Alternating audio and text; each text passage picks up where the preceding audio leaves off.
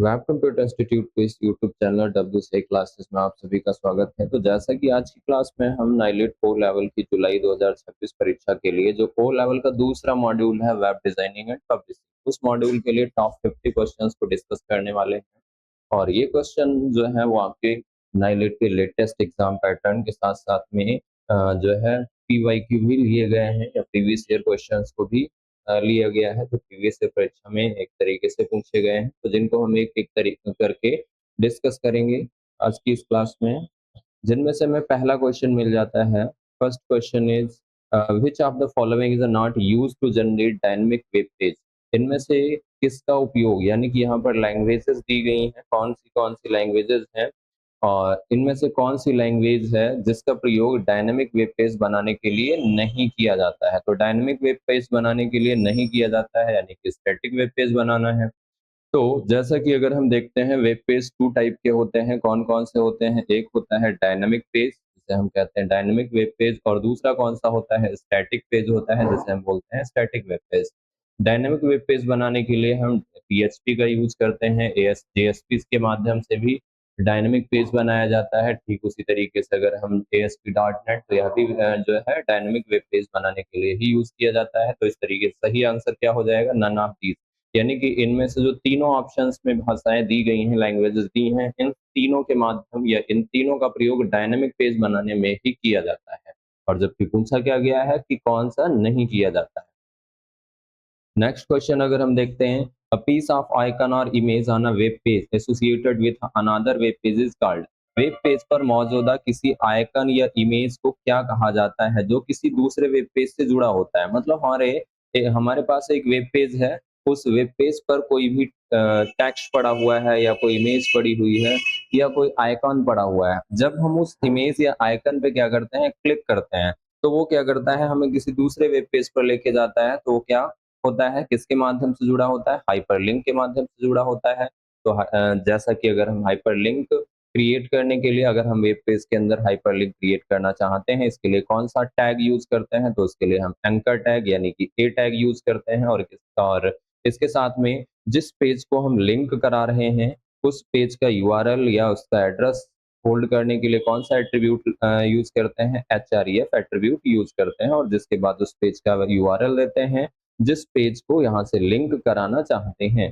तो इस तरीके से क्या है, यहाँ पे सही आंसर हो जाता है हाइपरलिंक। नेक्स्ट क्वेश्चन आता है, which of the following is a web server. इनमें से कौन सा एक वेब सर्वर है। मोजिला फायरफॉक्स वेब सर्वर है, या पोस्टफिक्स एक वेब सर्वर है, या बाइंड एक वेब सर्वर है, या अपाचे वेब सर्वर है। तो कौन वेब सर्वर है, अपाचे एक वेब सर्वर है। मोजिला फायरफॉक्स क्या है, तो इसे कहते हैं वेब ब्राउजर, यह एक वेब ब्राउजर है, ना कि यह एक ब्राउज़र है, ना कि ये जो है वेब सर्वर है। यहाँ पे BING था यानी कि बिंग था, लेकिन बिंग भी क्या होता है, एक सर्च इंजन होता है। नेक्स्ट अगर हम देखते हैं, W is based on which model. W किस मॉडल पर आधारित है, तो डब्ल्यू लोकल सर्वर पर आधारित है, या क्लाइंट सर्वर पर आधारित है, या टीयर मॉडल पर आधारित है, या इनमें से कोई नहीं। तो जैसा कि जो डब्ल्यू होता है वो किस पर आधारित है, क्लाइंट सर्वर सिद्धांत पे काम करता है या क्लाइंट सर्वर पर आधारित होता है। और जैसा कि अगर हम डब्ल्यू की बात करते हैं, तो डब्ल्यू को किसके द्वारा लॉन्च किया गया था, विकसित किया गया था, तो 1989 में। किसके द्वारा, किसके फाउंडर कौन है या जनक कौन है, तो टिम बर्नर्स ली के द्वारा, टिम बर्नर्स ली के द्वारा 1989 में विकसित किया गया था। कहाँ विकसित किया गया था, तो शर्ण की नाम सर्न के नाम की एक संस्था है। इस एजेंसी या इस संस्था के द्वारा में टिम बर्नर्स ली के द्वारा विकसित किया गया था। और ये संस्था है कहाँ, या एजेंसी ये है कहाँ की, तो ये है स्विट्जरलैंड की। तो इस तरीके से अगर हम देखते हैं, तो डब्ल्यू को टिम 1989 में सर्न जेनेवा स्विट्जरलैंड में टिम बर्नर्स ली के द्वारा विकसित किया गया था। और यह क्या है, क्लाइंट सर्वर सिद्धांत पर कार्य करता है। नेक्स्ट क्वेश्चन है, web crawler has a web robot called. तो जैसा कि वेब क्रॉलर में एक वेब रोबोट होता है जिसे क्या कहा जाता है, तो जो वेब क्रॉलर में वेब रिपोर्ट रोबोट होता है उसे क्या कहा जाता है, तो वेब बूट कहा जाता है। तो वेब क्रॉलर में जो पाया जाने वाला वेब रोबोट है, जिसे हम क्या कहते हैं, वेब बूट कहते हैं। नेक्स्ट क्वेश्चन आता है, व्हाट डज एचटीटीपी स्टैंड्स, यानी कि एचटीटीपी का मतलब या फुल नेम पूछा जा रहा है। तो एचटीटीपी का फुल नेम क्या होता है, हाइपर टेक्स्ट ट्रांसफर प्रोटोकॉल। तो एचटीटीपी जो होता है यह ओएसआई की किस लेयर पे काम करता है, तो ओएसआई की जैसा कि एप्लीकेशन लेयर पर काम करता है। ये किस लेयर पे काम करता है, एप्लीकेशन लेयर पर काम करता है, हमें यह भी क्लियर रखना है। एचटीटीपी का अगर सिक्योर वर्जन पूछा जाता है तो वो कौन सा हो जाता है, तो वो हो जाता है एचटीटीपी एस हो जाता है। और एचटीटीपी एस यानी कि एचटीटीपी को कैसे सिक्योर किया जाता है, तो यानी कि जब एचटीटीपी प्लस एसएसएल यानी कि सिक्योर सॉकेट लेयर ये दोनों मिलके क्या बनाते हैं, तो बनाते हैं एचटीटीपी एस, जिसका फुल नेम क्या हो जाता है, hyper text transfer protocol secure. Next question है, is known as a father of W. तो जैसा कि अभी हमने इससे पीछे क्वेश्चन के समय देखा कि क्या है कि डब्ल्यू के फाउंडर कौन है, टिम थॉमसन है या टिम पैटरसन है या टिम बर्नर्स ली है या चार्ल्स डार्विन है। तो टिम बर्नर्स ली जो है ये क्या है, डब्ल्यू के फाउंडर है। नेक्स्ट क्वेश्चन अगर हम देखते हैं, the internet use the as the protocol engine, internet protocol engine के तौर पर का इस्तेमाल किया जाता है, यानी कि इंटरनेट प्रोटोकॉल इंजन। तो इंटरनेट प्रोटोकॉल इंजन के तौर पर निम्नलिखित में से कौन सा प्रोटोकॉल यूज किया जा रहा है, SLIP या HTTP या POP या TCP/IP। तो जैसा कि जो TCP/IP होता है ये क्या होता है, इंटरनेट प्रोटोकॉल इंजन के तौर पर काम करता है, क्योंकि एक तरीके से ये प्रोटोकॉल क्या होता है, सबसे जनरल या सबसे अधिक प्रयोग किया जाने वाला यही क्या होता है, नेटवर्क को कनेक्ट करके रखता है या इंटरनेट पर संचार को एस्टेब्लिश करके रखता है। क्योंकि आईपी जो होता है ये किसके लिए रिस्पॉन्सिबल होता है, यह एड्रेस प्राप्त करने के लिए कि डाटा जहां जिस डेस्टिनेशन पे जाना है उस डेस्टिनेशन का एड्रेस कौन ढूंढता है, तो वो आईपी ढूंढता है। ढूंढ के किसको देता है, टीसीपी को देता है। टीसीपी क्या करता है, उस डेटा को सुविधा के अनुसार पैकेटों में डिवाइड करके और उस डेस्टिनेशन के लिए रूट कर देता है। नेक्स्ट क्वेश्चन आता है, व्हाट इज इंटरनेट, इंटरनेट क्या है। तो जैसा कि अगर हम देखते हैं इंटरनेट क्या होता है, इंटरनेट जिसे हम नेटवर्कों का नेटवर्क कहते हैं, जिसे ही हम क्या कहेंगे, इंटरनेट कहेंगे, या an ocean of resource waiting to be mined. तो या फिर तो जैसा कि अगर हम देखते हैं सारे ऑप्शन देख लेते हैं, आ कोऑपरेटिव एनआरसी एक कोऑपरेटिव एनआरसी है, या फिर एक ऐसा ओशियन है, एक ऐसा एक तरीके से बोल सकते हैं समुद्र या महासागर है जिसमें क्या है, बहुत सारे रिसोर्स अवेलेबल है। तो इस तरीके से अगर हम देखते हैं तो क्या हो जाता है, ऑल ऑफ अबव द सही हो जाता है, क्योंकि ये तीनों पॉइंट क्या है, इंटरनेट से रिलेट हो रहे हैं। जैसा कि अगर हम इंटरनेट की बात करते हैं तो इंटरनेट नेटवर्कों का नेटवर्क अगर हम देखते हैं कैसे बनता है नेटवर्क, जब दो या दो से अधिक कंप्यूटर आपस में जुड़ के संचार करते हैं तो ये क्या करते हैं, नेटवर्क बनाते हैं। अब इसी तरीके से कई अलग अलग नेटवर्क हो जा सकते हैं, लेकिन जब इन अलग अलग नेटवर्कों को क्या कर दिया जाएगा, आपस में कनेक्ट कर दिया जाएगा, तो ये क्या बन जाएगा, नेटवर्कों का नेटवर्क, जिसे हम क्या कहते हैं, इंटरनेट। इंटरनेट के अगर फाउंडर या इंटरनेट के जनक पूछा जाता है तो इंटरनेट के जनक कौन होते हैं, जिनका नेम क्या है, तो वो है विंट सर्फ। इंटरनेट के जो जनक हैं वो क्या है, विंट सर्फ हैं। The first page is website is called, website के किसी पहले पेज को क्या कहा जाता है, तो जैसा कि कोई भी वेबसाइट जब ओपन होती है उसका जो फर्स्ट पेज आता है जिसे हम डिजाइन या फर्स्ट पेज या मैन पेज या होम पेज कहते हैं, तो उसे होम पेज कहते हैं। और जो होम पेज होता है वो वेबसाइट का क्या कराता है, तो ये वेबसाइट का ओवरव्यू कराता है। ये वेबसाइट का ओवरव्यू करा देता है। तो ये वेबसाइट को क्या कराएगा, ओवरव्यू करा देता है।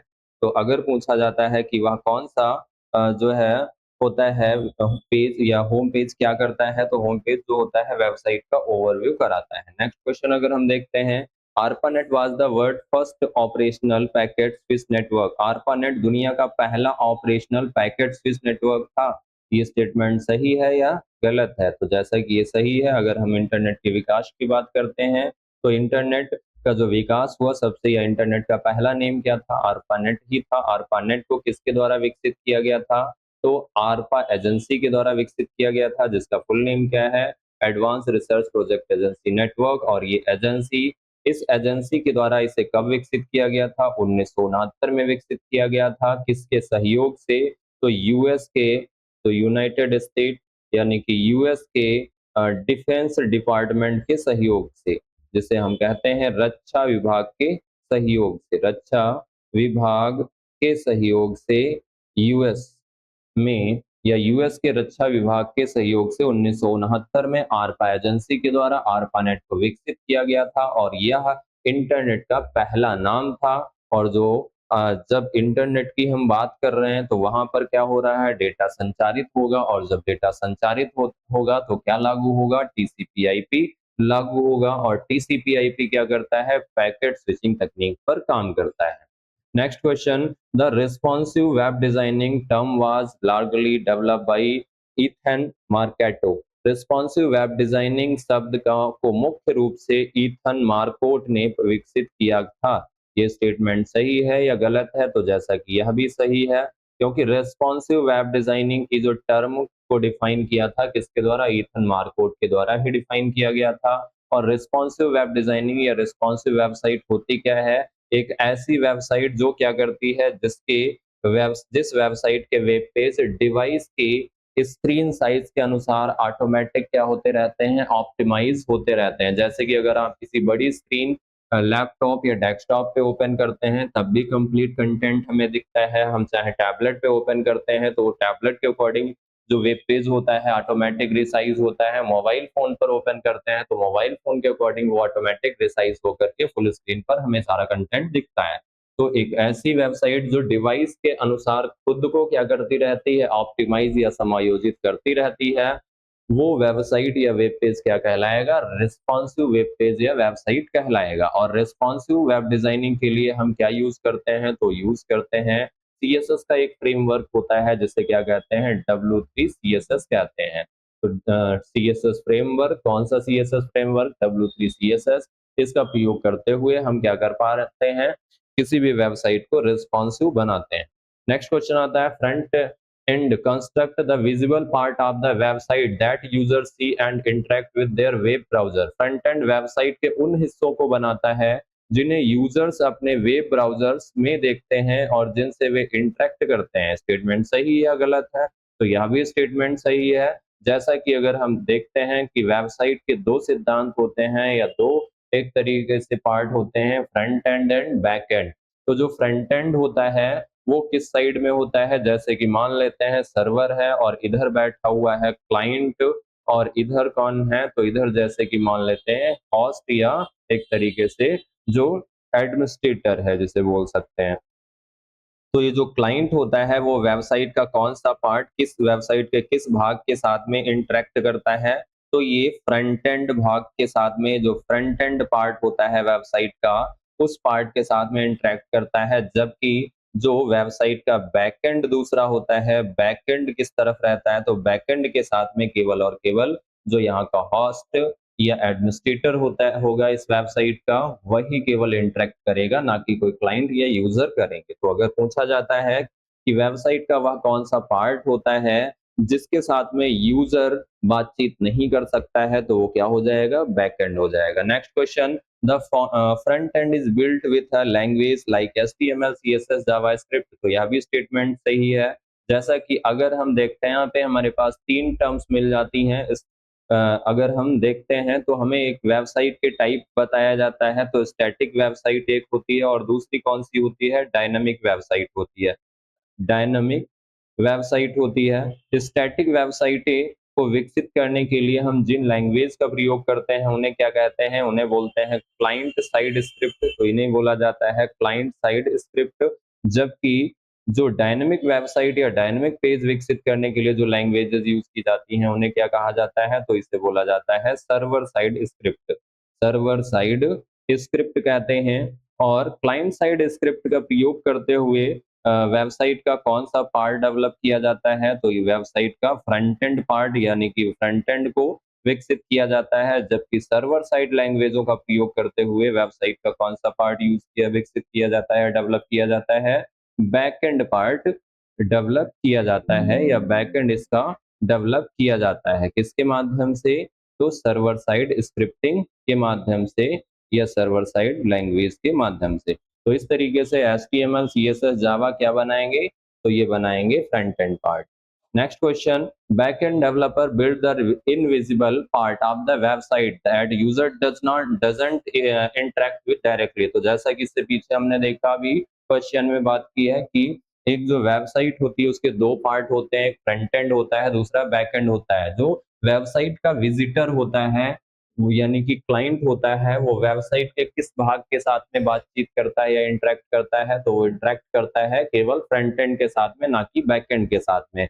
बैकएंड के साथ में केवल और केवल उसका जो होस्ट या एडमिनिस्ट्रेटर है वही बात कर पाता है। तो इस तरीके से बैकएंड डेवलपर वेबसाइट के उन अनदेखे हिस्से को कहते हैं, अनदेखे हिस्से को बनाते हैं जिन्हें यूजर सीधे तौर पर इंटरेक्ट नहीं कर सकता है। तो ये बात सही है कि एक जो बैकएंड डेवलपर होगा वो क्या करेगा, बैकएंड को डेवलप करेगा, और जब बैकएंड को डेवलप करेगा तो उससे वो यूजर इंटरेक्ट नहीं कर सकता है। नेक्स्ट क्वेश्चन आता है, is the current standard language use to create web page. Web page बनाने के लिए इस्तेमाल की जाने वाली मौजूदा स्टैंडर्ड भाषा कौन सी है। तो वेब पेज को डेवलप करने के लिए कौन सी भाषा यूज की जाती है, तो जैसा कि यूज की जाती है HTML लैंग्वेज। HTML का फुल नेम क्या है, हाइपर टेक्स्ट मार्कअप लैंग्वेज, जिसे किसके द्वारा विकसित किया गया था, तो टिम बर्नर्स ली के द्वारा विकसित किया गया था, टिम बर्नर्स ली के द्वारा विकसित किया गया था। और करंट टाइम में हम HTML का कौन सा वर्जन, लेटेस्ट वर्जन यूज कर रहे हैं, तो वो हम यूज कर रहे हैं HTML5।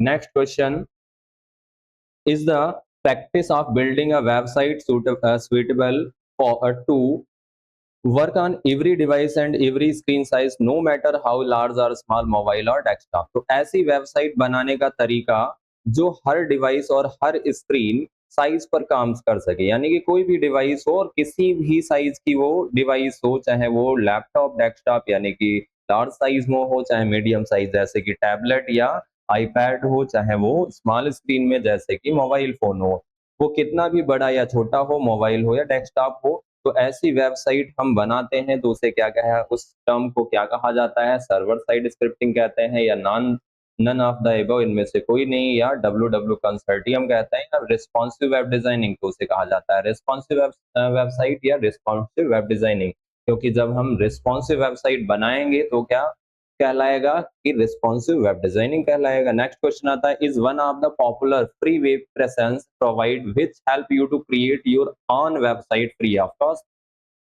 वेब पर मुफ्त मौजूदगी की सुविधा देने वाले लोकप्रिय प्रोवाइडर्स में से एक है, यानी कि इनमें से प्रोवाइडर दिए गए हैं जो क्या करते हैं, आपको फ्री में वेबसाइट, अपनी वेबसाइट को बनाने में आपकी मदद करते हैं, या इनके माध्यम से या इन प्लेटफॉर्म पर जा करके आप क्या कर पाएंगे, फ्री में वेबसाइट को क्रिएट कर पाएंगे। तो उनमें से कौन सा सबसे पॉपुलर है, इनमें स्मार्ट सिटीज के नाम से होता है, या जैसे कि आपको जियो सिटी है, या स्मार्ट पार्क है, या इनमें से कोई नहीं। तो जैसा कि जियो सिटी है, जहां पर हम क्या करते हैं, मुफ्त में क्या करते हैं, ये हमें सुविधा देते हैं। कौन सी सुविधा देते हैं, अपनी वेबसाइट बनाने की।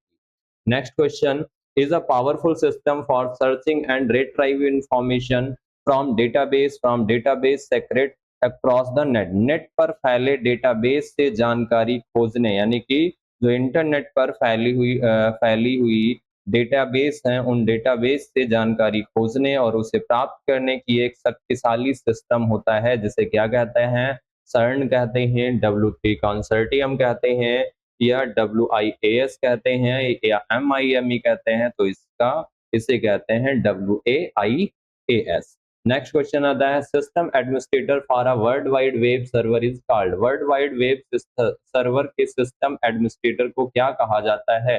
तो www का जो सर्वर होता है उसके सिस्टम एडमिनिस्ट्रेटर को हम क्या कहते हैं, वेब मास्टर कहते हैं।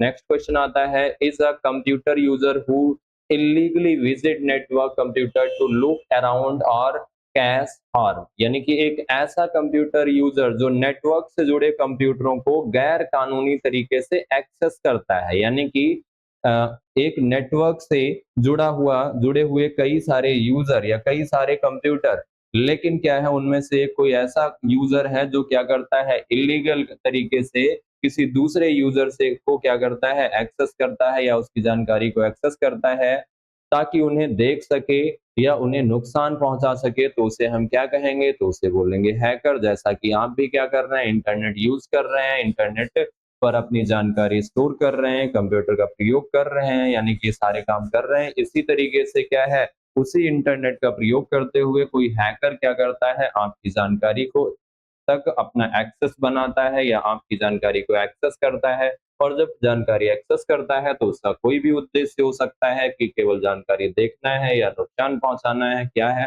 तो उसे हम क्या बोलेंगे, हैकर्स बोलेंगे। Next question, information send to the computer that is used later to give information back to a visited website. Computer को भेजी गई जानकारी जिसका इस्तेमाल बाद में किसी विजिट की गई वेबसाइट को जानकारी वापस देने के लिए किया जाता है। तो वह कौन सी जानकारी होती है जो कंप्यूटर को भेजी जाती है, लेकिन इसका इस्तेमाल बाद में किसी विजिट की गई वेबसाइट को जानकारी वापस देने के लिए किया जाता है, तो उसे हम क्या कहते हैं, वायरस कहते हैं, बग कहते हैं, या इनमें से कोई नहीं, या कुकीज, तो उसे कहते हैं कुकीज या वेब कुकीज। तो वेब कुकीज क्या होती है, एक प्रकार की आपकी सेंसिटिव इंफॉर्मेशन भी बोल सकते हैं, या एक प्रकार की ऐसी जानकारी होती है जो आपने इससे पहले क्या की थी, विजिट की थी। एक प्रकार से जो कुकीज है, कुकीज के अंतर्गत ही, या कुकीज का ही एक प्रकार का से होता है जिसे हम बोलते हैं हिस्ट्री।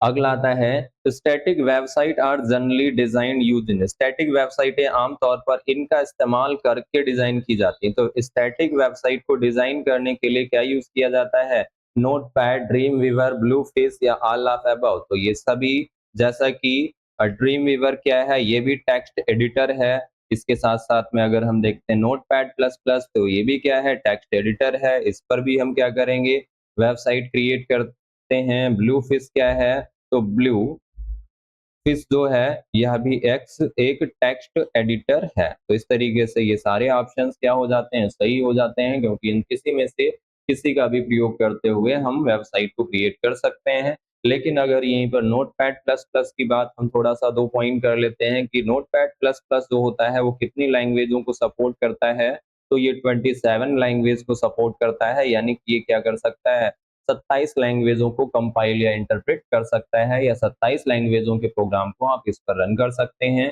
तथा जो नोटपैड है ये किस भाषा में लिखा गया है, तो जैसा कि ये सी प्लस प्लस लैंग्वेज में लिखा गया है। सी प्लस प्लस लैंग्वेज का प्रयोग करते हुए वे नोटपैड प्लस प्लस को डेवलप किया गया है। Next question, moving from one website to another website is a called, एक वेबसाइट से दूसरी वेबसाइट पर जाने को क्या कहा जाता है, हम एक वेबसाइट पर हैं और उससे किसी दूसरी वेबसाइट पर जाते हैं, तो उसे हम क्या बोलते हैं, नेटवर्किंग, सर्चिंग या ब्राउजिंग, तो उसे ही हम बोलते हैं ब्राउजिंग। नेक्स्ट क्वेश्चन अगर हम देखते हैं तो हमें मिल जाता है, who is the making a web standard, web standard कौन बना रहा है, तो वेब स्टैंडर्ड के लिए एक संस्था है जिसे क्या कहा जाता है, वर्ल्ड वाइड वेब कंसर्टियम कहा जाता है, जिसे शॉर्ट में क्या कहते हैं, W3C कहते हैं। W3 क्या है, एक संस्था है जिसे किसके द्वारा, तो जैसा कि यहाँ पर सर्न एंड MIT दो संस्थाएं हैं, CERN यानी कि शर्न जिसने WW को विकसित किया, और एक और संस्था है दो, कौन सी है, MIT। इन दोनों संस्थाओं ने या इन दोनों एजेंसियों ने क्या कर किया है, मिल करके या एक दूसरे के सहयोग से या साझा, एक तरीके से बोल सकते हैं मिल करके एक एजेंसी का को विकसित किया या एक संस्था को विकसित किया, जिसका नाम क्या दिया, W3C। और इसको काम क्या दिया गया है कि वर्ल्ड वाइड वेब से के स्टैंडर्ड्स जो भी हैं उन स्टैंडर्ड्स पर काम करना है। तो इस तरीके से वह वेब स्टैंडर्ड कौन बनाता है, W3C बनाता है। नेक्स्ट क्वेश्चन अगर हम देखते हैं, सर्वर साइड स्क्रिप्टिंग लैंग्वेज कौन सी होती है, तो HTML है, CSS है, या PHP है, या जावास्क्रिप्ट है। तो PHP जो है यह एक सर्वर साइड स्क्रिप्ट लैंग्वेज है। HTML जो होती है ये कौन सी, ये क्लाइंट साइड स्क्रिप्ट लैंग्वेज है। CSS जो है यह भी क्लाइंट साइड स्क्रिप्ट लैंग्वेज है। लेकिन जो जावा स्क्रिप्ट है, तो जावा स्क्रिप्ट ये क्लाइंट साइड में भी यूज की जाती है और सर्वर साइड में भी यूज की जाती है। तो अगर हमें इस बात का ध्यान रखना है कि जो जावा स्क्रिप्ट है वो सर्वर साइड में भी यूज की जाएगी और क्लाइंट साइड में भी यूज की जाएगी, यानी कि स्टैटिक वेबसाइट बनाने में भी जावा स्क्रिप्ट का प्रयोग किया जाता है और डायनेमिक वेबसाइट में भी प्रयोग कर सकते हैं। लेकिन अगर केवल जावा की बात की जाती है, तो जो जावा होता है ये ओनली, ये केवल और केवल कैसा होता है, सर्वर साइड ही होती है, ये क्लाइंट साइड पर काम नहीं करती। तो इस तरीके से जावा अलग है और जावा स्क्रिप्ट अलग है। नेक्स्ट क्वेश्चन आता है, हु इन्वेंटेड डब्ल्यू। तो जैसा कि ये क्वेश्चन इससे पीछे भी बात कर चुके हैं, शायद ये रिपीटेड क्वेश्चन है, लेकिन क्वेश्चन रिपीटेड नहीं है, बस क्या है क्वेश्चन अलग तरीके से पूछा गया है कि किसने डब्ल्यू को विकसित किया तो टिम बर्नर्स ली ने विकसित किया। कब विकसित किया था? 1989 में विकसित किया था। कहाँ विकसित किया था? स्विट्जरलैंड में विकसित किया था। और स्विट्जरलैंड में किस संस्था में या किस एजेंसी में, या कहाँ? तो शर्न में। Next, which of the following is required for joining the internet. Internet से जुड़ने के लिए इनमें से किसकी जरूरत होती है? अगर आप इंटरनेट से जुड़ना चाहते हैं तो किसकी आवश्यकता होती है? इंटरनेट आर्किटेक्चर की, इंटरनेट सोसाइटी की, इंटरनेट सर्विस प्रोवाइडर की, या डिफरेंट कंप्यूटर की। तो किसकी जरूरत होती है? इंटरनेट सर्विस प्रोवाइडर की जरूरत होती है, जिसे हम शार्ट में क्या कहते हैं? आईएसपी। क्योंकि आईएसपी होता है जिसे क्या कहा जाता है? इंटरनेट का प्रवेश द्वार कहा जाता है। इंटरनेट का प्रवेश द्वार है, क्योंकि अगर हम इंटरनेट का प्रयोग करना चाहते हैं, तो इंटरनेट से जुड़ना चाहते हैं, तो सबसे पहले हमें क्या करना होगा? आईएसपी के साथ में जुड़ना होगा या आईएसपी से रजिस्टर करना होगा, जिसके बाद ही इंटरनेट चला सकते हैं। जैसे कि बीएसएनएल हो गया, एयरटेल हो गया, वोडाफोन हो गया, एयरटेल हो गया, इसके जियो हो गया, ये सभी क्या है? आईएसपी है। नेक्स्ट क्वेश्चन अगर हम देखते हैं, विच of the following is an example of a search engine on the internet. निम्नलिखित में से इंटरनेट पर सर्च इंजन का उदाहरण, यानी कि इनमें से कौन सा सर्च इंजन है? तो जैसे कि एमएस ऑफिस सर्च इंजन नहीं, ये तो एक एप्लीकेशन सॉफ्टवेयर है।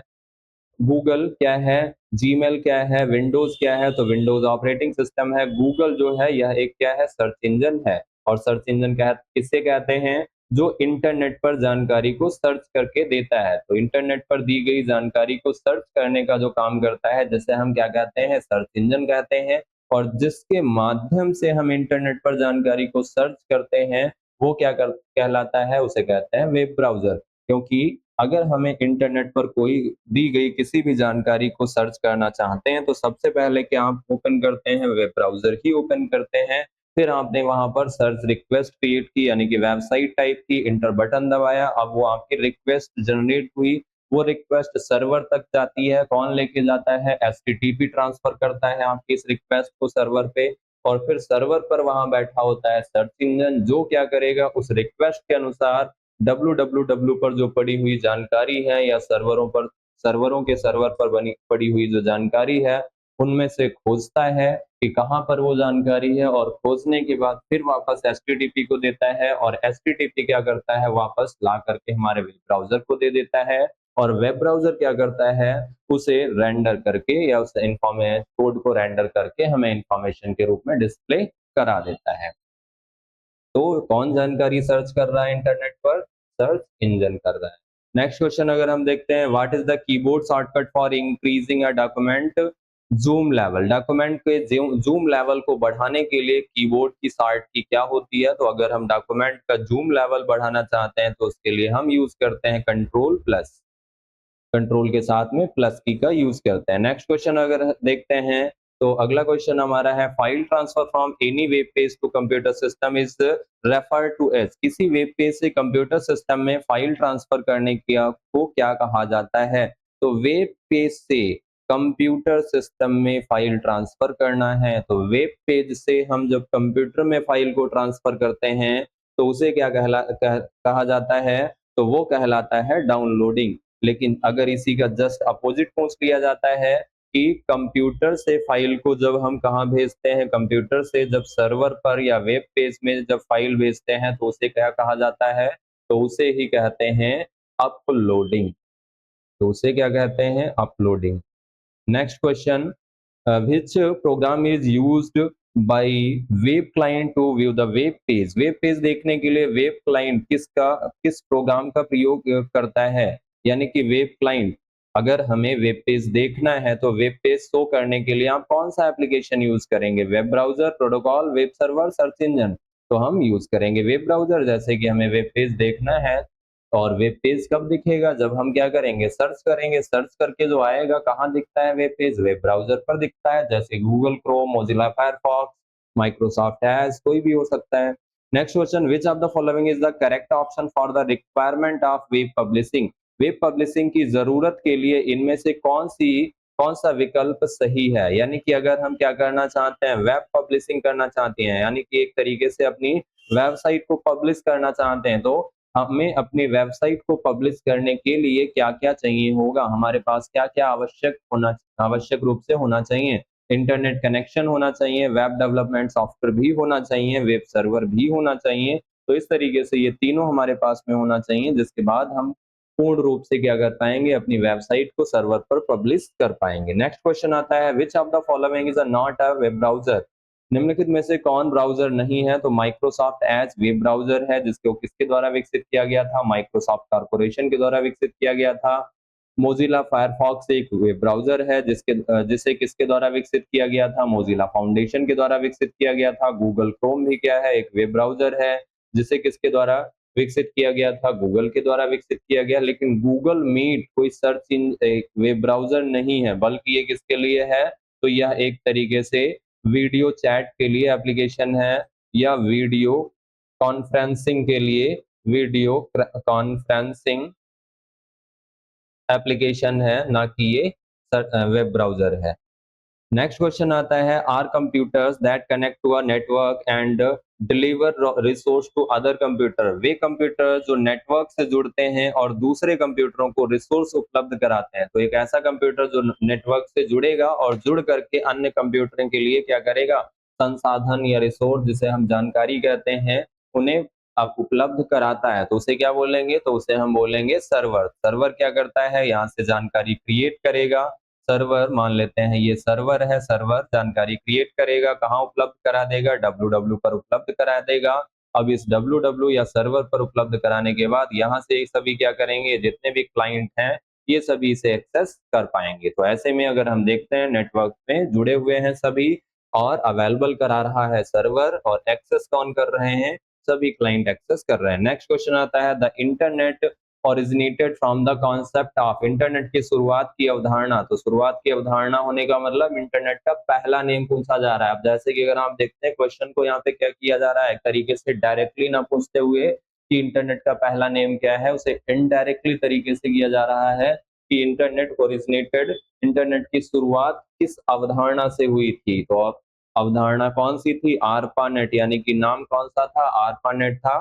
कब इसकी शुरुआत हुई थी, तो जैसा कि 1969 में शुरुआत हुई थी। किसके द्वारा की गई थी, तो आरपा एजेंसी के द्वारा विकसित किया गया था इसे, या आरपा एजेंसी के द्वारा इसे इसकी शुरुआत की गई थी, यूएस के डिफेंस डिपार्टमेंट के सहयोग से। नेक्स्ट क्वेश्चन है, एचटीटीपी स्टैंड फॉर, ये क्वेश्चन रिपीटेड है, हाइपर टेक्स्ट ट्रांसफर प्रोटोकॉल, जिसका फुल नेम है एचटीटीपी का। नेक्स्ट क्वेश्चन है, which of the following statement is और करेक्ट, निम्नलिखित में से कौन सा कथन सही है। तो सही कथन हमें यहाँ पे ढूंढना है। An IP address consist of 4 byte, each of the which 4 byte और 32 bit, each of which can be a number of 0 to 20 to 25 to 55। यानी कि ये बताया जा रहा है कि एक जो आईपी एड्रेस होता है, जिसका साइज 4 बाइट होता है, यानी कि जिसे हम 32 बिट भी कह सकते हैं, और जिसकी जो रेंज रहती है वो 0 से 255 होती है। तो यह स्टेटमेंट सही है या गलत है?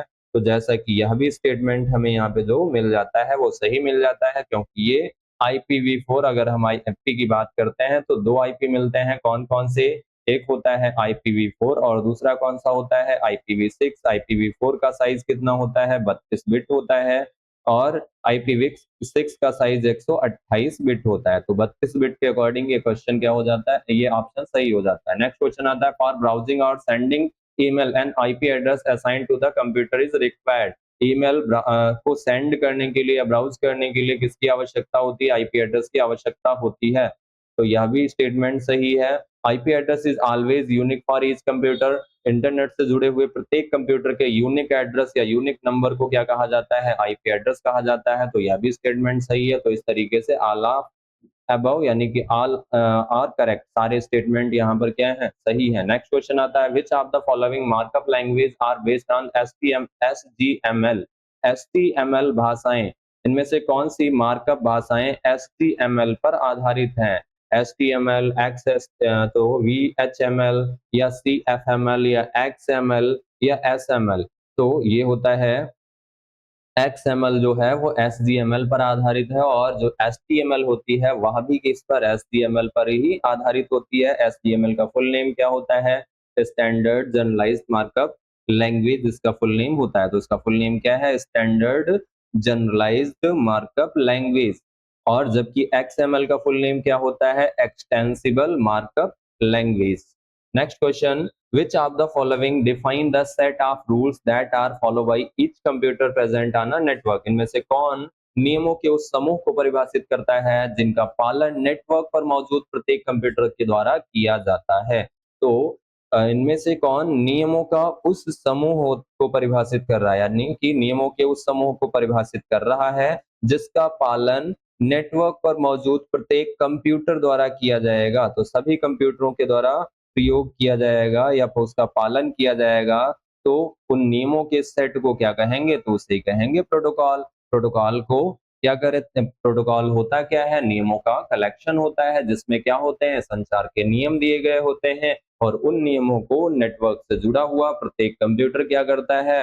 उन्हें फॉलो करता है या उन नियमों का पालन करता है। नेक्स्ट क्वेश्चन आता है, file file protocol is used for.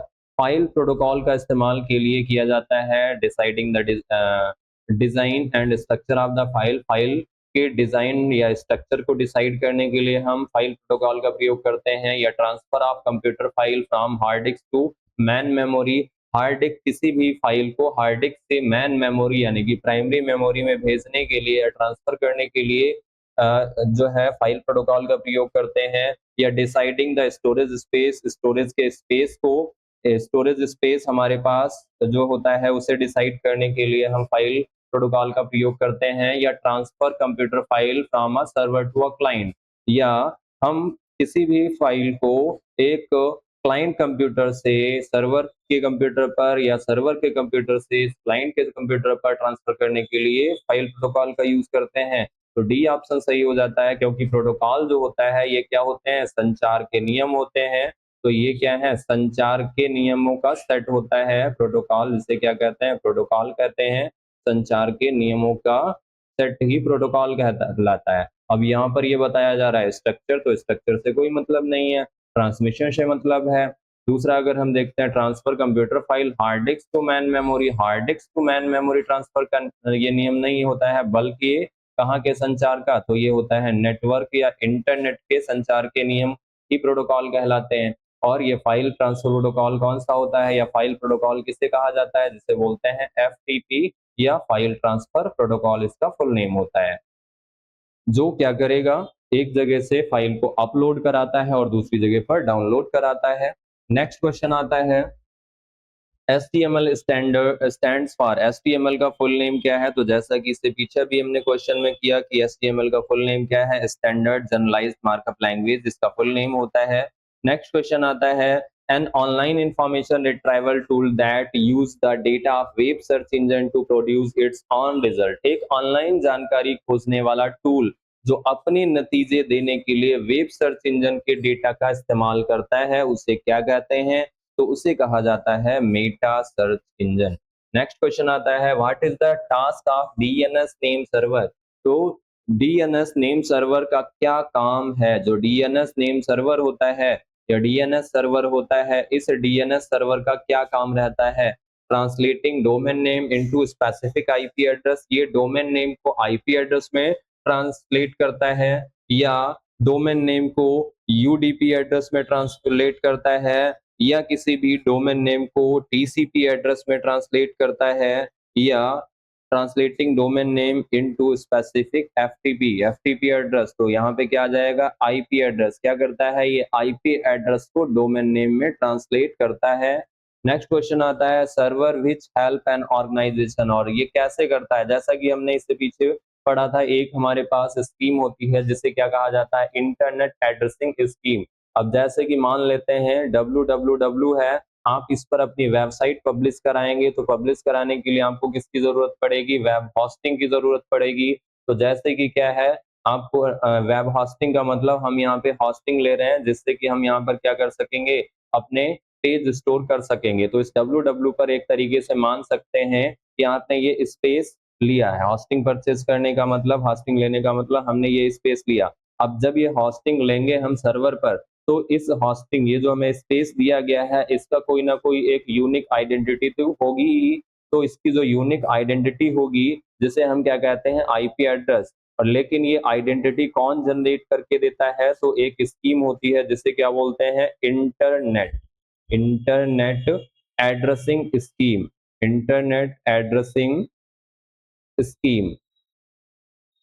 ये इंटरनेट एड्रेसिंग स्कीम क्या करेगी, इस लोकेशन का एक आईपी जनरेट करके देगी। जैसे कि मान लेते हैं इसने आईपी जनरेट करके दिया है 192.167.10.20, ये आईपी मिल गया। अब इस आईपी से हम क्या कर पाएंगे, अपने वेब पेजों को वहां तक पहुंचा पाएंगे। और यहाँ पर स्टोर किए गए वेब पेज, या ये जो होस्टिंग हमने ले रखी है, यहाँ पर स्टोर किए गए वेब पेजों को हमारे जो यूजर या विजिटर होंगे वो एक्सेस कर पाएंगे, किसके थ्रू, इस आईपी एड्रेस के थ्रू। लेकिन अगर इस आईपी एड्रेस के थ्रू चाहे हम सर्वर पर ये डेटा अवेलेबल कराएं, वेब पेज अवेलेबल कराएं, चाहे हमारे विजिटर एक्सेस करें, तो ऐसे में आईपी नंबर फिर डालना पड़ेगा, जो क्या हो जाएगा, प्रत्येक विजिटर के लिए या सभी के लिए एक तरीके से डिफिकल्ट हो जाएगा। तो इसे आसान बनाने के लिए हमें यहाँ पे एक सर्वर मिलता है जिसे क्या कहते हैं, डीएनएस सर्वर मिलता है। अब ये डीएनएस क्या कहेगा कि आप अपना आईपी दीजिए और आप क्या कीजिए, अपना एक रिलेवेंट नेम बताइए,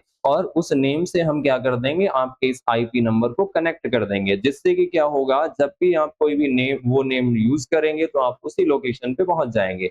तो हम डीएनएस के पास पहुंचेंगे, जाके डीएनएस क्या करेगा, हमारे इस आईपी को चेंज करा देगा। किसमें चेंज करा देगा, नेम में चेंज करा देगा, जिसे हम क्या कहते हैं, डोमेन नेम कहेंगे। डोमेन नेम में बदल देगा। डोमेन नेम में जब बदल देगा, जिसे आप क्या कहते हैं, एक तरीके से वेबसाइट भी कहते हैं। अब उस वेबसाइट में आपका वो वेबसाइट क्या होगी, रीडेबल होगी। अब जब वो रीडेबल हो जाएगी तो विजिटर के लिए क्या हो जाएगी, आसान हो जाएगी आपकी उस वेबसाइट या आपके इस कंटेंट तक पहुंचना। तो इस तरीके से अगर हम देखते हैं डीएनएस क्या करता है, आईपी एड्रेस को किसमें, डोमेन नेम में ट्रांसलेट करने का काम करता है। नेक्स्ट क्वेश्चन आता है, service which help an organization to host a website on the web server।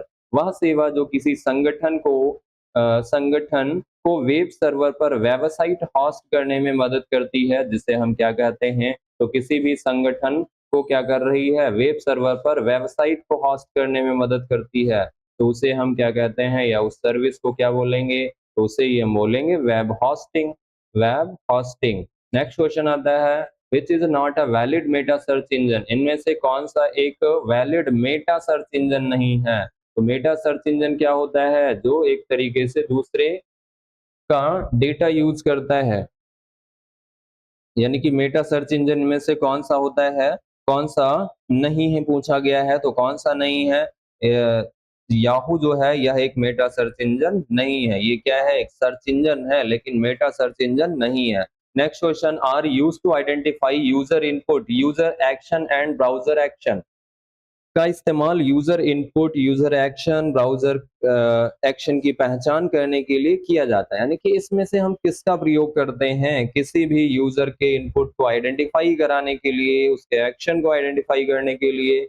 तो इसके लिए हम क्या यूज करेंगे, इनपुट हैंडलर या इवेंट हैंडलर। तो हम वो यूज करते हैं, इवेंट हैंडलर। नेक्स्ट क्वेश्चन आता है, MIMI स्टैंड फॉर। MIMI का फुल नेम क्या होता है? तो MIMI का फुल नेम होता है multipurpose internet mail extension. Multipurpose internet mail extension. Next question आता है, an index page is. Index page क्या कहलाता है, या कौन सा इंडेक्स पेज होता है, किसे कहते हैं index page? An index of the encyclopedia article, गलत हो जाता है। Where all internet data is store, यह भी नहीं है। Required for access to the internet, यह भी नहीं है। The first page of a website, website के पहले पेज को क्या कहा जाता है, इंडेक्स पेज भी कहा जाता है। और इसके साथ साथ में हमने क्या देखा कि इससे पीछे क्वेश्चन में होम पेज भी कहा जाता है। और ये चाहे इंडेक्स पेज हो या होम पेज हो, ये हमें वेबसाइट का क्या कराता है, तो ये हमें कराता है ओवरव्यू। तो ये हमें ओवरव्यू कराता है। नेक्स्ट क्वेश्चन आता है, are use to identify a user who return to a website. इनका इस्तेमाल ऐसे यूजर की वह पहचान करने के लिए किया जाता है जो वेबसाइट पर वापस आता है, जिसे हम क्या कहते हैं, कुकीज। तो कुकीज से पता चलता है कि ये यूजर वापस एक इससे पहले हमारी वेबसाइट को विज़िट कर चुका है या नहीं कर चुका है, तो इस तरीके से अगर वो दूसरी बार विज़िट कर रहा है, तो हमें पता चलता है किसके माध्यम से, वेब कुकीज़ के माध्यम से। तो जैसा कि आज की क्लास में टोटल 50 क्वेश्चंस जिनको हमने डिस्कस किया है, नेक्स्ट जो क्वेश्चन रहेंगे वो ठीक इसी तरीके से हमारी अगली क्लास में रहेंगे और अगर आपको जैसा कि क्वेश्चंस में बेनिफिट जैसा कि एक तरीके से लग रहा है, अगर ऐसा लगता है कि हाँ, कि है ये जो क्वेश्चंस हैं और यहाँ से हमें कुछ एक प्रकार से जानकारी अच्छी जानकारी मिल रही है, जानकार एक तरीके से हम क्या कर रहे हैं अपनी जानकारी को बढ़ा पा रहे हैं, तो ऐसे में चैनल को सब्सक्राइब करें तथा जो है क्लास को लाइक करते रहें और इसी तरीके से कंटिन्यू अगली क्लासों को देखते रहें, जिससे कि एग्ज़ाम तक आप एक बहुत अच्छे से तैयारी अपनी कर सकें।